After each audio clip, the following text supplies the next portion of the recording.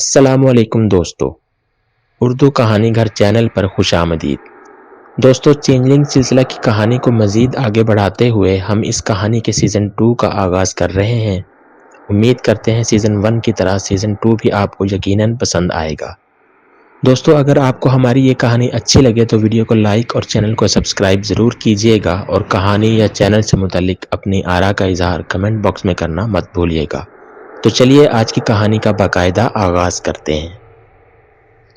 مجھے ایمرجنسی میں نکلنا پڑا تھا، اسی لیے حلیہ بہت ہی عجیب سا تھا۔ بال بکھرے، شیو کچھ پڑی ہوئی، یہاں تک کہ منہ بھی نہیں دھو پایا تھا۔ عموماً میری روٹین تھی کہ ہر دوسرے دن شیو بناتا، تاہم آج موقع ہی نہ مل پایا۔ شاید اسی لیے مجھے لگ رہا تھا جیسے ہر شخص مجھے دیکھ رہا تھا۔ میں بھی عجیب شخص واقع ہوا۔ ایسے دکھ بھرے لمحات میں بھی مجھے اپنے حلیے کی پرواہ تھی، اور یہ بات میرے ضمیر پر چوٹ لگا رہی تھی، اسی لیے بے چینی بڑھنے لگی۔ جیسے ہی اگلے اسٹیشن پر ٹرین رکی، میں اتر کر سگریٹ خریدنے چل پڑا۔ بھائی، مالبرو کا پیک دینا ایک۔ کون سی، پاکستانی یا فارسی؟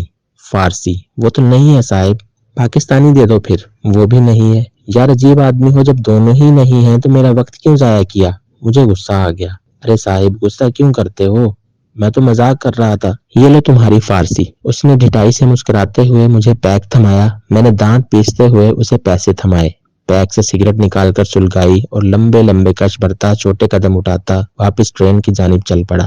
سگریٹ اور زندگی دونوں کا ایک ہی مسئلہ ہے کہ جیسے ہی بندہ ان سے لطف اندوز ہونے لگتا ہے، ختم ہو جاتی ہیں۔ خیر، میں فلٹر پھینک کر واپس ٹرین میں بیٹھا۔ کچھ ہی دیر بعد ٹرین چل پڑی۔ چلتے وقت میں نے ایک نظر واپس اس دکاندار کی جانب دیکھا، مگر اس طرف لوگوں کا ایک ہجوم اکٹھا ہونے لگا تھا۔ لوگ دوڑ دوڑ کر دکان کی جانب بڑھ رہے تھے، نہ جانے کیا معاملہ تھا۔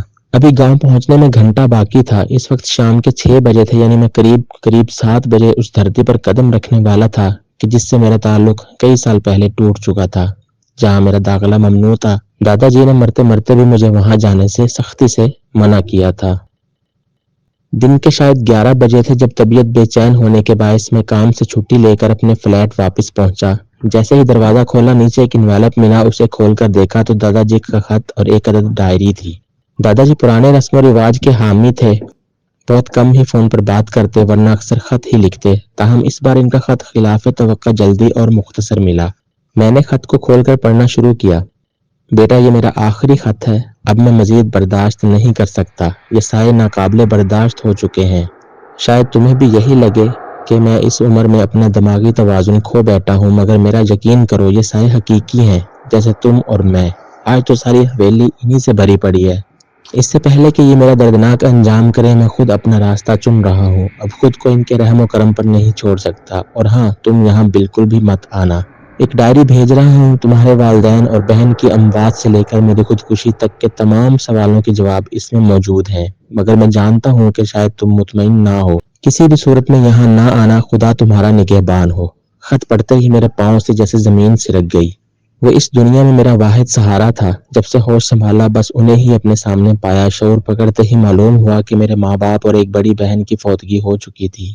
دادا جی کہتے تھے کہ ان کی موت ایک خوفناک ایکسیڈنٹ میں ہوئی، تاہم میں معجزانہ طور پر بچ گیا۔ یہ کہانی کبھی بھی مجھے ہضم نہ ہوئی۔ جب بھی میرے والدین کی بات ہوتی، ان کا مشکوک لہجہ ہمیشہ میرا شک بڑھا دیتا۔ پھر مزید کچھ بڑا ہوا تو پتہ چلا کہ میرا خاندان بنیادی طور پر ایک گاؤں سے تھا، جہاں ہماری ایک شاندار حویلی بھی تھی۔ والدین اور بہن کی فوتگی کے بعد دادا جی مجھے لے کر دور کے شہر آ بسے تھے۔ آخر انہوں نے ایسا کیوں کیا تھا؟ اپنی زمینیں، جائیداد، گھر بار چھوڑ کر وہ شہر کیوں آ بسے تھے؟ ایسے کئی سوالات میرے ذہن میں جنم لیتے رہتے، لیکن دادا جی نے کبھی میرے سوالوں کا تسلی بخش جواب نہ دیا۔ میں اسی امید کے سہارے رہا کہ کسی دن وہ خود مجھے حقیقت بتائیں گے، لیکن قسمت کو یہ منظور نہ تھا۔ وہ بغیر بتائے ہی چل بسے، اور ستم یہ کہ خودکشی کر لی تھی۔ کاش میں ان کے پاس ہوتا، کاش میں نے انہیں گاؤں جانے ہی نہ دیا ہوتا۔